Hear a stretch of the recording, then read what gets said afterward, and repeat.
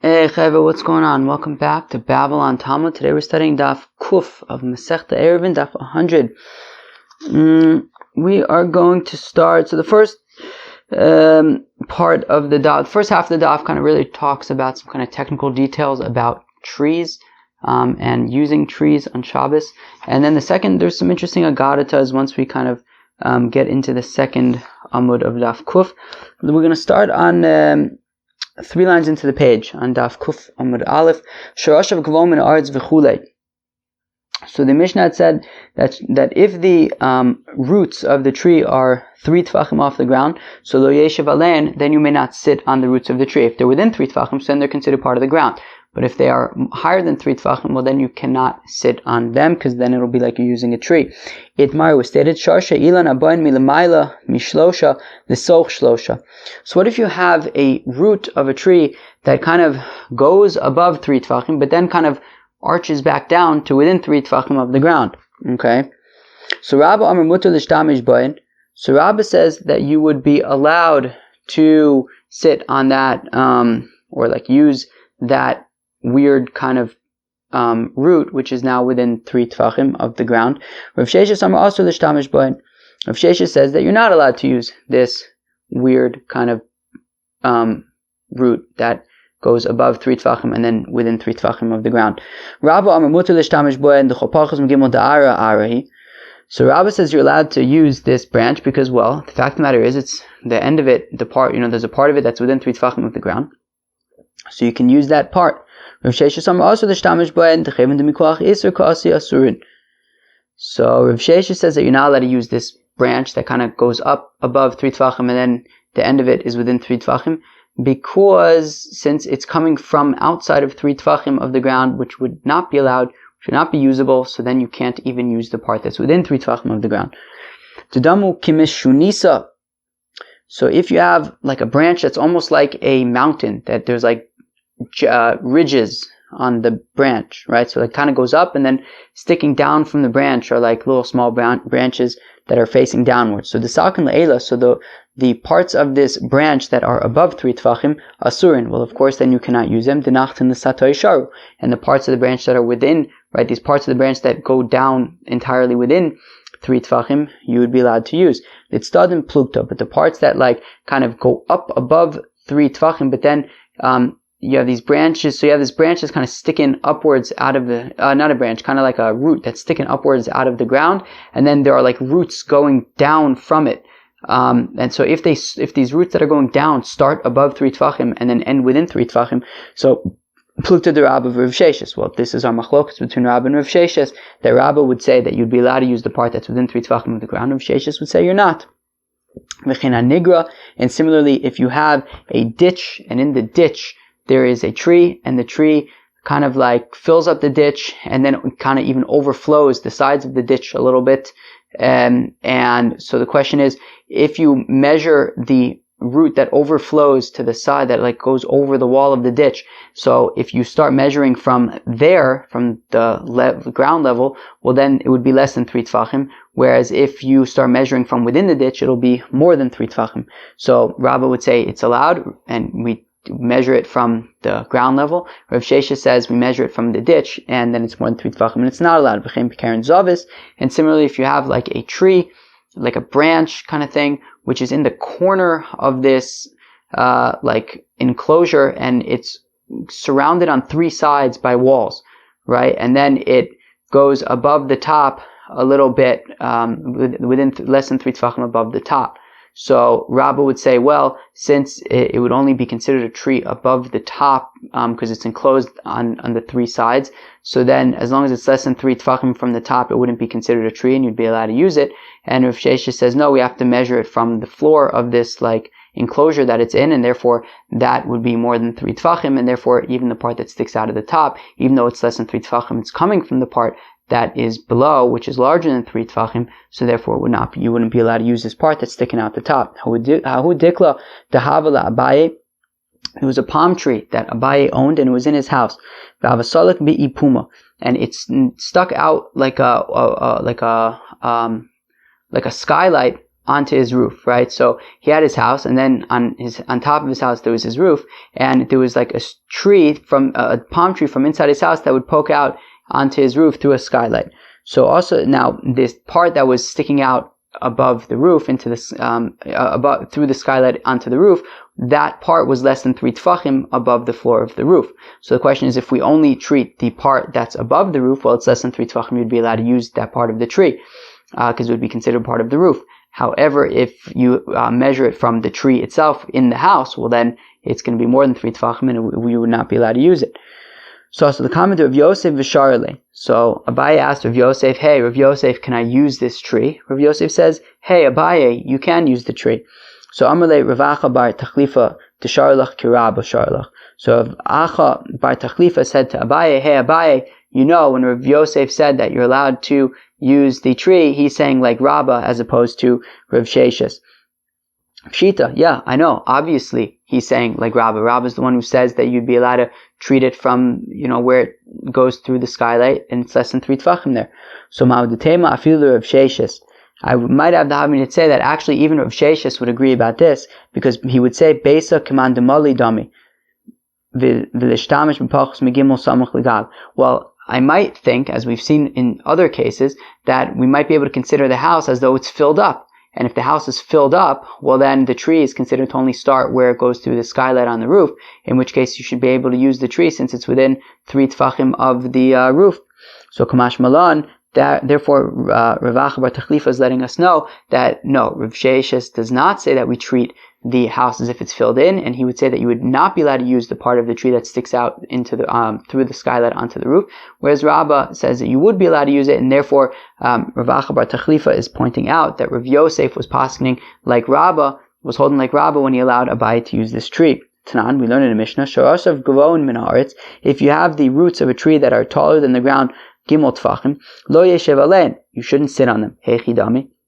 What are we talking about with these roots that are above the ground 3 tfachim? Idelo hadre kefe pshita. If they don't afterwards then go and bend to within 3 tfachim of the ground, well then obviously you can't sit on them. They're above 3 tfachim from the ground.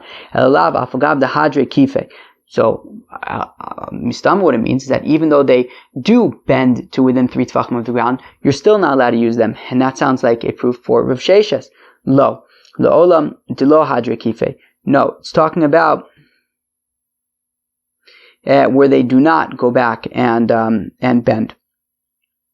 And this is letting us know afagav detzido echad shavel haaretz. What it's letting us know is that even though one side is flush on the ground, right? So you might have one root that is above the ground 3 tfachim, but you have another part of the tree that is completely flush with the ground. So I might think that since there's part of the tree that's completely flush with the ground, so I might be able to sit there. So the answer is no, you're not, since there are roots that are more than 3 tfachim from the ground, and even Rabbah would admit to that.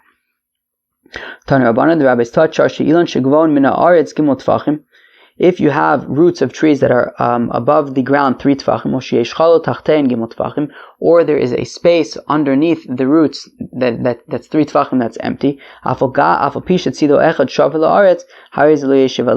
even though there's one side of the tree that is equal, that is flush against the ground, and you might think that might make it a lot, that since one part of the tree is flush around against the ground, you might be able to sit on it. So nonetheless, you cannot. Because we don't go up into a tree and we don't hang from a tree. We don't lean on a tree. And don't go up onto a tree from before Shabbos and then sit there for all of Shabbos, because you're going to end up playing with the tree on Shabbos. And this applies to trees and it applies to animals also, as we saw at the end of Masechta Shabbos. But a pit, a ditch, a cave, and a fence, you can climb them, climb up, climb down, even if it's 100 amas, no big deal. Tanichada, we learned in one brisa, muter lerid, mitanichada also lerid. So now we have 2 conflicting brisas. One says that if you go up on a tree on Shabbos, you're allowed to go down from the tree. The other one says that if you go up on a tree on Shabbos, you're not allowed to go down from a tree. So what do I do? Do I go up? Do I go down, or do I not go down? Somebody help me. So the Gemara answers lo kasha, it's no problem. It depends when you went up on the tree. If you went up on the tree before Shabbos, well then you can go down from the tree on Shabbos. But if you go up on Shabbos itself, well then you're stuck, buddy. Or if you want, I could say that both of them are from when it was already dark. You went up on the tree on Shabbos for Lokasha, but it's no problem. It depends if you did it on purpose or by accident. If you went up on the tree on purpose, well then you got to stick it out until the end of Shabbos. If you went up on the tree by accident on Shabbos, well then you can come down. If you want, I will say both of them are talking about where you did it when you went up on the tree by accident. Here the question is, do we fine the person who went up by accident because of the person who went up on purpose? Meaning, everyone agrees that if you go up on the tree on purpose, you would not be allowed to go down from the tree, you'd be stuck there. The question is, if you go up on the tree by accident, do we say, well, we're going to fine you and force you to stay there the entire Shabbos? Because since if you were to have done it on purpose, you would be unable to go down. So even when you do it by accident, you're unable to go down. So Mar Savar Kansinon. So one Mandamar says, yeah, so we're going to fine him. We're going to say, look, even though it was an accident, sorry, buddy, you'll think twice before you make that accident next time. Umar Savar lo Kansinon. But the Mandamar who says that you're allowed to go down from the tree when you went up by mistake says, look, the guy made a mistake, he can come down. Okay? So Funa Breda of Yoshua wants to say that whether or not you can come down from a tree on Shabbos should be like the machlokas between Rabbi Eliezer and Rabbi Yoshua, which is anitanim b'matana achas sh'nesarv b'nitanim b'matana achas. So if you have blood that you have to throw onto the mizbeach in one throwing that gets mixed with other blood that you throw on the mizbeach on one throwing. So for example, a korban bechor, right? When you have a firstborn animal and you and it's offered as a korban, so all the blood goes on to, right? It's just you throw it onto the mizbeach at once. As opposed to, for example, korban chatas, where you would apply it to the mizbeach 4 times, although probably shtaim shein arba. So meaning 2 times you throw it on the corners, and then it's ki'ilu, it goes on all 4 sides. Anyways, so blood, so like if you have 2 korban bechors and their blood gets mixed together. Now both, since both korbanos, you only throw the blood on the mizbeach once, anyways, so then yinasnu v'matana then just throw it onto the mizbeach once, and that's fine, because it works for both of them.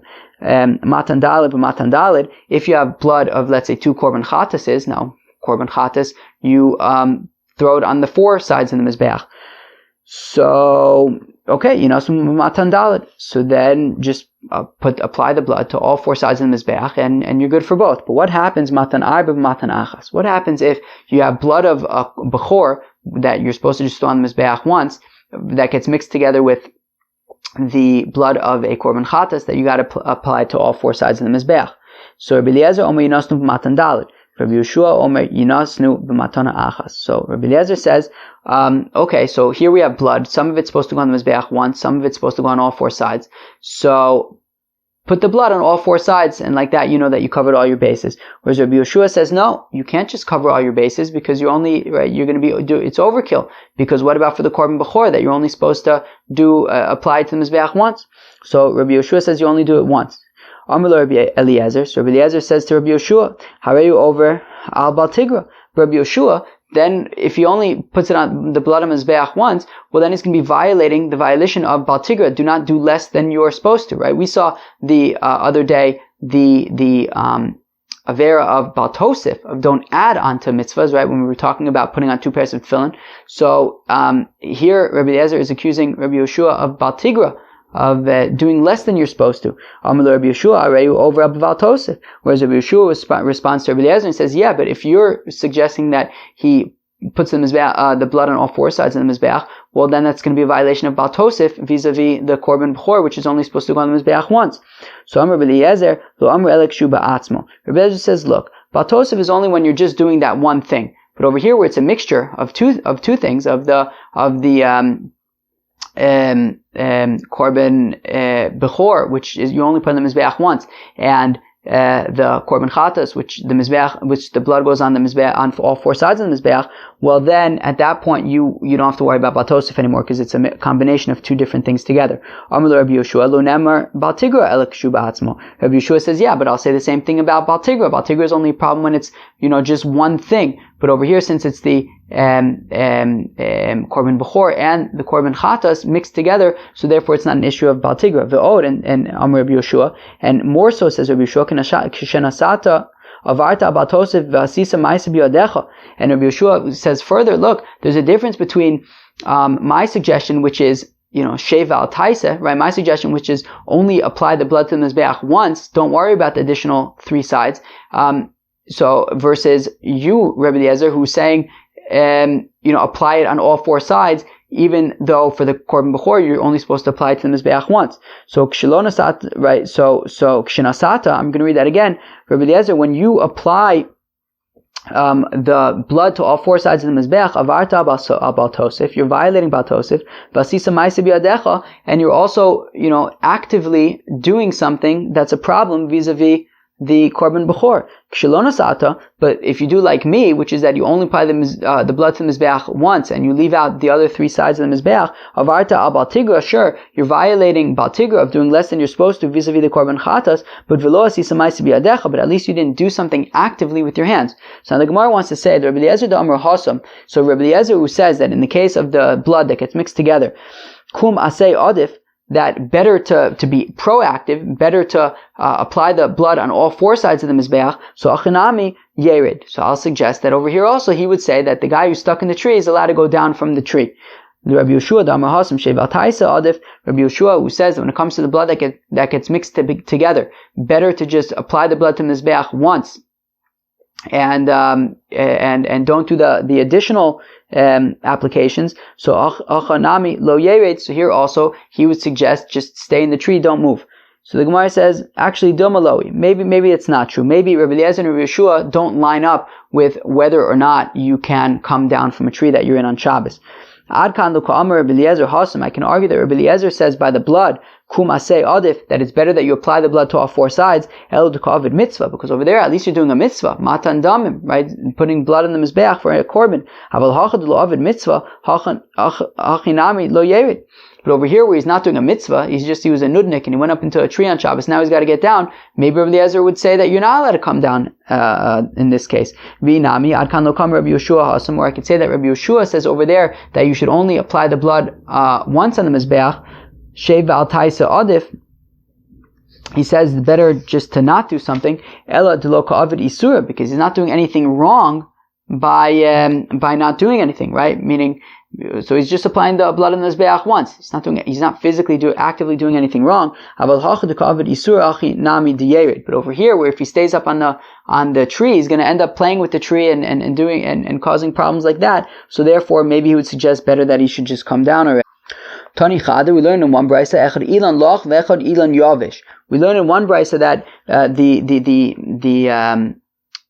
gezerah not to use trees on Shabbos and Yom Tov is whether it is a moist tree or whether it is a dry tree. But we have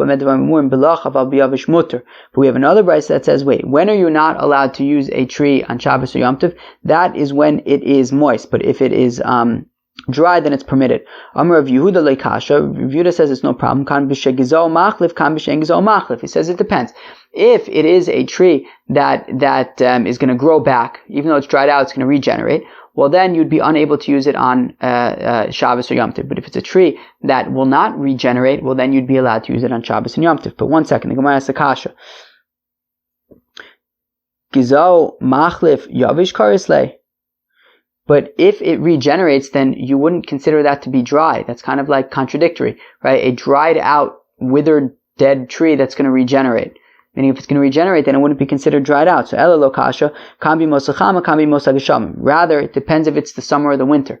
In the winter, where all trees are kind of like barren and empty, and they all kind of look the same, so then do not use a tree that is dried out, because somebody might think that you're actually using a regular tree, a moist tree, because they can't tell the difference in the winter, and they might end up saying, oh, I guess you're allowed to use trees on Shabbos. But in the summer, where there's a difference between trees that are alive and have leaves versus dead trees, well, then you'd be allowed to use the dried out tree, because it's clear that you're only using it because it's dried out.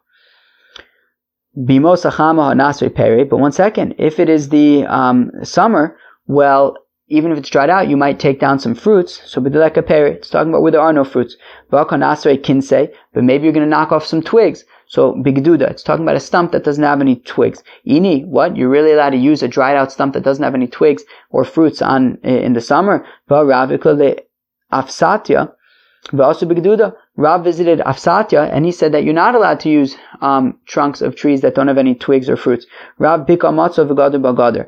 Rav found an open area and he put up a fence there. Meaning, and we actually also saw this earlier in the Masechta on Daf Vav, that what it means is that he basically found a place where they were shtickle loose and open when it comes to mitzvahs, so therefore he felt that he had to put up some gaders, some fences, and say, don't even use the stump without any figs or figs, fruits or twigs or anything like that, because he was nervous that if he says that would be allowed, then they might also use other trees. Amr Rami bar Abba, Amr Rav Asi, also l'adam shehalich agabe asavim b'Shabbos. A person is not allowed to walk on grass on Shabbos, mishum shneimar, because the pasuk says v'otz b'raglayim chote. Somebody who's fast on his feet, i.e., if he walks on grass, he uses his feet to walk on grass, then he's a sinner. Tani chadam muter leilech agabe asavim b'Shabbos, v'tani idach asur le.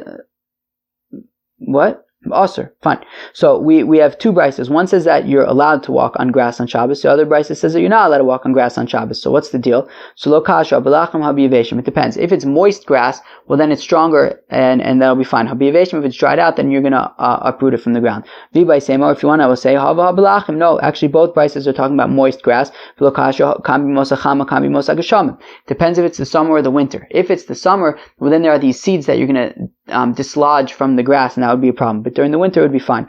Or you could say that no, both brises are talking about in the summer. Depends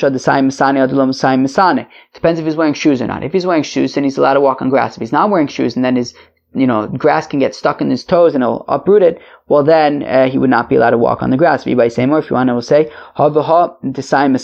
they're both talking about where he's wearing shoes. Depends if the shoes are like cleats, if they have like spikes on the bottom that can tear up the grass, then that would not be allowed. If it doesn't have the spikes, it would be fine. You can even say that both are talking about when they have spikes even. It just depends if the grass is long or not. If it's long, then you can't walk on it. If it's not long, then you can walk on it. But nowadays, that we hold like Reb Shimon, that davar she'eino miskavin is mutter, well then forget it. You don't have to worry about all these different ukimtos. And says Rami Bar Chama in the name of Rav Asi, a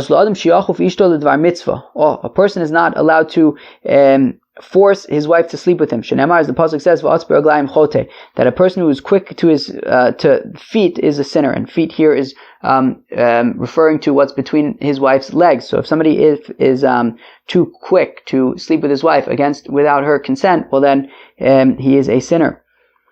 V'amar Rabbi Shimon Levi, says Rabbi Shimon Levi, call hakofa ishto l'dvar mitzvah, somebody who forces his wife to sleep with him, havin lo banim she'enim meuganin, he's going to have children who are not proper. Amar Rav Ika bar Chanina, Amar Rav Ika bar Chinina, Ma'ikra, what's the pasuk that shows this? Gam b'lo das nefesh lo tov, that also without knowledge, i.e. without consent, you will have a fellow who's not so good, i.e. you're going to have children who are not so gishmak. Tanan Amiyachim, we also learn in a brayse like this, Kam b'lo das nefesh lo tov, that even without consent or without consent, so then it creates a child who's not so gishmak. Zakofa ishto l'dvar mitzvah, that is somebody who forces his wife to sleep with him. Ve'atz b'raglayim chota za'abol v'shona, and somebody who is quick to the legs is a sinner, za'abol v'shona. That is somebody who sleeps with his wife and then sleeps with his wife again immediately afterwards. Ini, is this really true? Ve'amar Rava, but Rava said, if somebody wants that all of his children should be sons, yivov yishana, well then he should sleep with his wife and then sleep a second time with his wife. Alright? Lo kasha, it's right, so on the one hand we're saying that would be right, v'atz b'raglayim chote, that would be a bad thing. On the other hand, Rava is saying, well, it's just a hack to get boys. So Kanadas, Lokasha Kanadas, Kanchaladas. So it depends if it's with her consent or not. If it's without her consent, well then it's going to be a problem. If it's with her consent, well then, Mazel Tov, you'll have a boy if that's what you want. Amr Shmuel bar Nachmani, Amr Yochanan, Amar B'Yonasan, Kol isha shetovaz baila lidvar mitzvah, havin labanim shafilu b'dor shel Moshe lo hayu kamosan. Wow. So any woman who tovaz baila lidvar mitzvah, who draws her husband to sleep with her, so then havyon la banim shafilu b'dor shel Moshe lo hayu kamosan. So they're going to have children who are so unbelievable that even in the generation of Moshe, there were no children like these children. Teilu b'dor shel Moshe, because in the generation of Moshe it's written, Havulachim anashim chacham unvonim vidum l'shivteichem, that it says there that you should get people who are wise and understanding and knowledgeable for your tribes. And then what does Moshe say? And I took the heads of your tribes, anashim chacham vidum, men who were wise and knowledgeable. Yet, it's apparently Moshe was unable to find people who were nivonim, people who were had understanding. So apparently, in the generation of Moshe, there was a lack of nivonim people.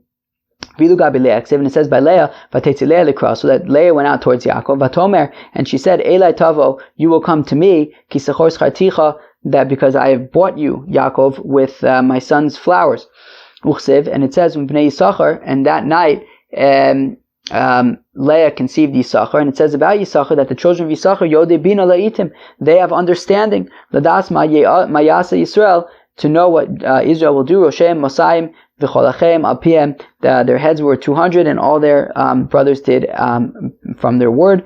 So we see that Leah, Davka, was proactive about sleeping with Yaakov, and from and then she conceived Yisachar, who had Bina, who had understanding. Whereas in the generation of Moshe, apparently there was nobody with understanding. So we see that a woman who is proactive about her husband sleeping with her, so then they will have children who have Bina, who are even greater than. Oh, that's interesting. Oh, that's really interesting. I wonder if that's actually a hack to get girls. We learned a hack to get boys, which is sleep with your wife and then sleep again. But actually the Gemara Nida says that Bina Yisera Yesh Ba'isha Yosemi Ba'ish. So I wonder, that's actually a really interesting kind of thing. That we say that, right? So if this woman is proactive and sleeping with her husband, so then we're going to have children who even in the generation of Moshe, they weren't like that, i.e. they're going to have Bina. And Bina is Bina Yisera by girls. That's a nice little word. Okay, let's go weiter. Fine. Ini, but one second, is this really true? V'amar Rav Yitzchak bar Avdimi, but Rav Yitzchak bar Avdimi said, Eser klalos niskal Chava, that Chava was cursed in 10 ways. Tichsiv, as the pasuk says, Ela Isha Amar, that God said to Chava, Harba Arbe, that I will make, meaning Harba Arbe, it's vonech veronech, right? So I will make, I will have a lot of kind of bad, negative things. Elu shnei tipei damim. This is a reference to two types of blood, achaz dam nida v'achaz dam besulim. One dam is nida blood, the other dam is virgin blood. It's vonech ze tsa'ar gidul banim. Your being sad is or difficulties is tsa'ar gidul banim, the difficulties in raising children. Ve'ronech, pregnancy, ze tsa'ar ibor, that is the difficulty of pregnancy, be'etziv tel dibanim k'mashmo, and it will be difficult for you to have children, as it sounds. Meaning, just literally, it will be difficult to have children. Ve'el ishech shukasech, and you will desire your husband. It teaches that a woman desires her husband when he goes out to the journey. And he will rule over you. It teaches that while a man is proactive in sleeping with his wife by suggesting it verbally, the woman only suggests it non-verbally by other indications. And therefore, and this is a good trait by women. So we see that on the one hand, we're saying that it's good for a woman to be proactive, because then you're going to have children who, even like in the generation of Moshe Rabbeinu, there were none like them. Yet we're saying that, one second, like women are not proactive. It's like part of the curse of Adam Arishon, well, of Chava. So ki ka'amiran demiratzia artsuye kame.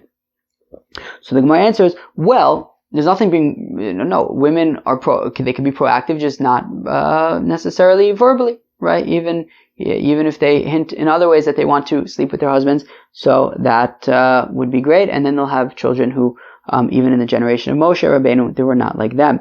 Hani Sheva Avion. The Gemara says, wait a second, but you promised us 10 curses. We only saw 7. We want more curses. So Kiasar of Dimi Amar, when Rav Dimi came, he said, Atufa ke Avel. Well, okay, here's your 3 curses. The women are going to be wrapped up like mourners, i.e. they're going to feel uncomfortable going outside without their hair covering, so they're going to cover up their hair.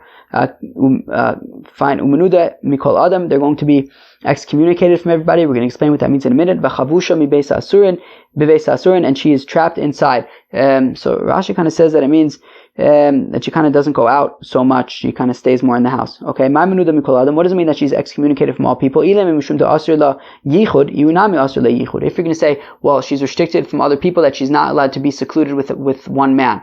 But men also aren't allowed to be secluded with one woman. So rather what it means is that she's only allowed to marry one man, while a man can marry many women, mida oraisa. A woman can only be married to one man.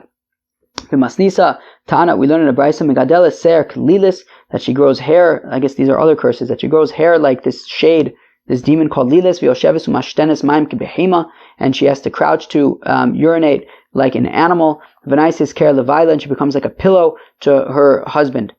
Okay.